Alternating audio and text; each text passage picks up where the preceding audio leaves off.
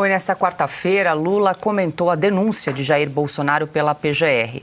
Em conversa com jornalistas em Brasília, o presidente declarou que o processo dará a Bolsonaro e aos outros denunciados a oportunidade de provarem que são inocentes. A decisão de ontem é uma decisão da Procuradoria-Geral da República. Ele indiciou as pessoas. Eu não vou comentar um processo que está na Justiça. A única coisa que eu posso dizer é que, nesse país, no tempo em que eu governo o Brasil, todas as pessoas têm direito à presunção de inocência. Se eles provarem que não tentaram dar golpe, e se eles provarem que não tentaram matar o presidente, o vice-presidente e o presidente do Superior Tribunal Eleitoral, eles ficarão livres e serão cidadãos que poderão transitar pelo Brasil inteiro. Ora, se na hora que o juiz for julgar, chegar à conclusão que eles são culpados, eles terão que pagar pelo erro que cometeram. Portanto, é apenas o indiciamento. O processo agora vai para a Suprema Corte e eles terão todo o direito de se defender. É só isso. Não posso comentar mais nada do que isso. Só inverteu a lógica aí do direito penal, né? Do sistema acusatório. Piotr, ele que deve provar a inocência. Pois é. Esse começa por aí, mas está bem diferente esse Lula, né? Esse é um Lula controlado, porque o Lula que deu aquela entrevista que ia todo mundo quando ele voltasse para o poder, você se lembra? Era um Lula de verdade. Esse é o Lula que foi... Sidônio, será? É um feito Sidônio. Esse é o Lula, digamos, moldado pelo marketing. Não é nada disso que ele acredita. A começar que ele comete esse erro, assim, grosseiro. Agora você tem que provar que você é inocente. Aí ele fala de presunção de inocência. Que bonito, presidente.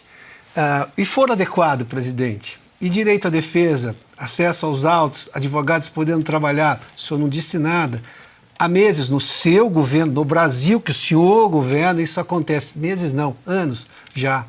O senhor não tem uma declaração dizendo que o Supremo Tribunal Federal... E olha que o senhor teve um advogado que foi elogiado pelo Gilmar Mendes, de forma até convulsiva, compulsiva ali, né? Com sinais... As lágrimas não vieram, mas pretendia ele algumas lágrimas, que, olha, buscou todos os recursos. E o senhor, presidente, foi julgado na primeira instância, lá em Curitiba.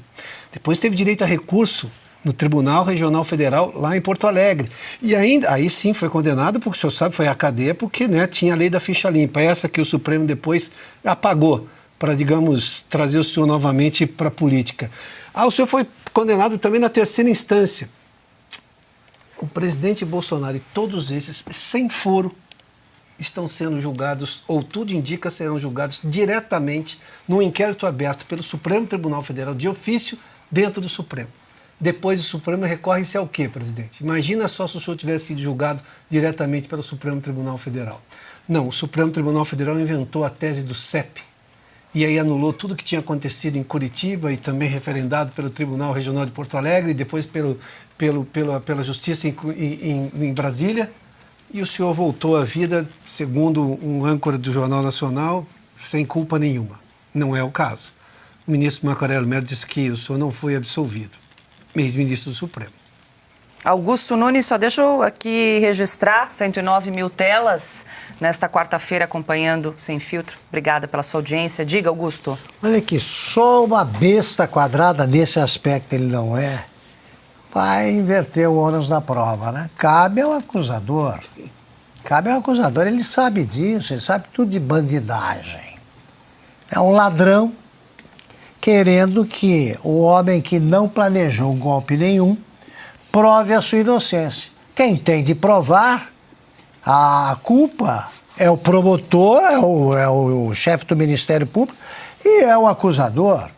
Agora, que tal se ele fosse julgado por um homem que se apresentasse como vítima, detetive, delegado, acusador, julgador de recursos, que tal? E ele provou alguma inocência, foi aprovada a culpa do Lula. Sim. Né?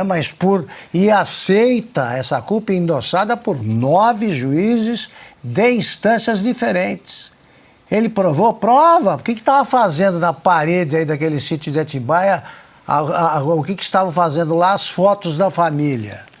Nunca vi isso, é um negócio tão simples para provar a culpa do Lula, né? Alguém aqui já pendurou foto da família na casa dos outros?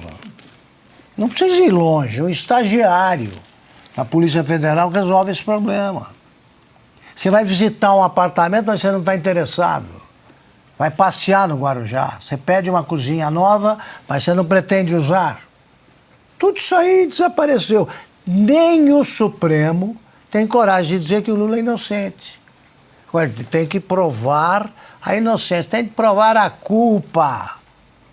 E isso aí depois de novo, o envenenamento. Ele finge acreditar no negócio dele. Mas do vice-presidente da República, é envenenar. Mas como?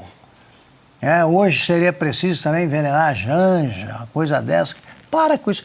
É um negócio tão ridículo que é difícil comentar seriamente. Sim. É difícil, um processo desses é a versão caricatural dos processos de Moscou. Pô. O cara já entrava condenado. Podia falar o que quisesse. E lá o sujeito confessava tudo o que ele não tinha feito e era fuzilado, executado.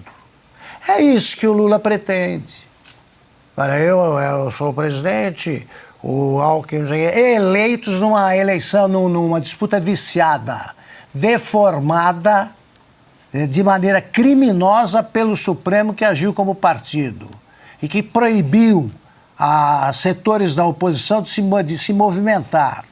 Só viu culpados à direita. A eleição é viciada por isso. Não adianta defender essa história de a urna é perfeita e tal. Primeiro, não é. Segundo, se você botar uma coisa para torná-la auditável, não mata ninguém. Só reforça a credibilidade. Agora, a ação, né, dos censores fantasiados de juízes, essas ações sucessivas deformaram o pleito e tornaram esse pleito ilegal. Ilegal. Pessoas protestaram contra isso, estão sendo condenados como golpistas.